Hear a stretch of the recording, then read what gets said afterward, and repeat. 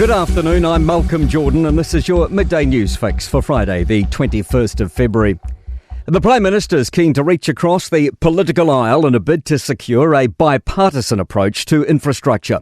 Speaking to Kerry Woodham on Newstalk ZB this morning, Chris Luxon revealed he's been in conversation with Labour's finance spokesperson Barbara Edmonds, who's supportive of elements of the government's infrastructure pipeline plan. And she's come forward and said, right, I support what the government's doing on public-private partnerships.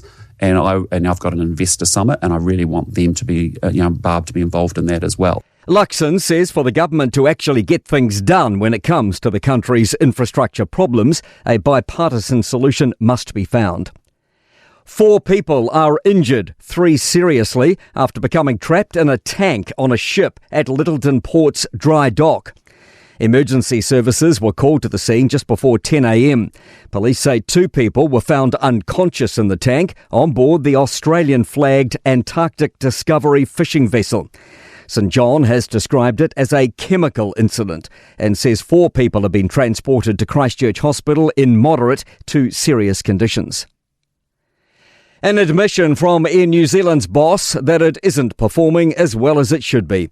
The national carrier is seeing profits slide again as it stares down the barrel of another 2 to 3 years of fleet issues. Chief Executive Greg Foran told Mike Hosking every flight cancellation is disappointing. I get as frustrated as anyone. I see every single cancellation that comes through in this business.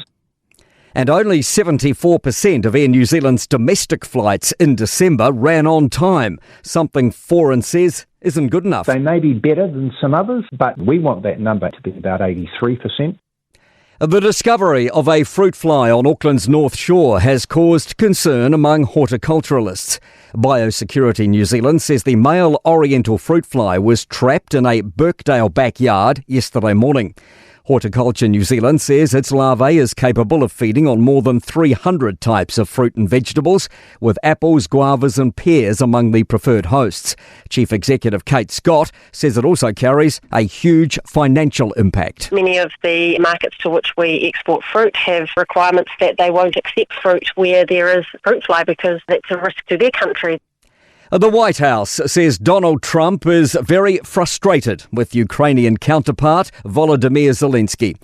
Tensions between the two escalated when the US president falsely called Zelensky a dictator after the latter accused Trump of repeating Russian disinformation.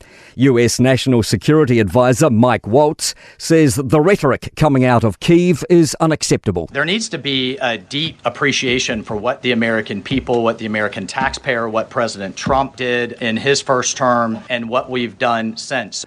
Meanwhile, Zelensky says he had a good discussion with US envoy Keith Kellogg, despite their press conference being cancelled. To sport, Joseph Parker will face Congolese boxer Martin Barkoli in Saudi Arabia on Sunday in a replacement non-title bout after IBF belt holder Daniel Dubois was forced out with illness. Victor Wembanyama will sit out the rest of the NBA basketball season over blood clot fears. The San Antonio Spurs All-Star is dealing with deep vein thrombosis in his right shoulder. And Dubai police have detained a man who caused Emma Raducanu distress by exhibiting stalker-like behaviour towards her at a tennis tournament. I'm Malcolm Jordan. That's your latest news fix. We'll be back with the next update at 5 p.m. from the Newstalk ZB newsroom.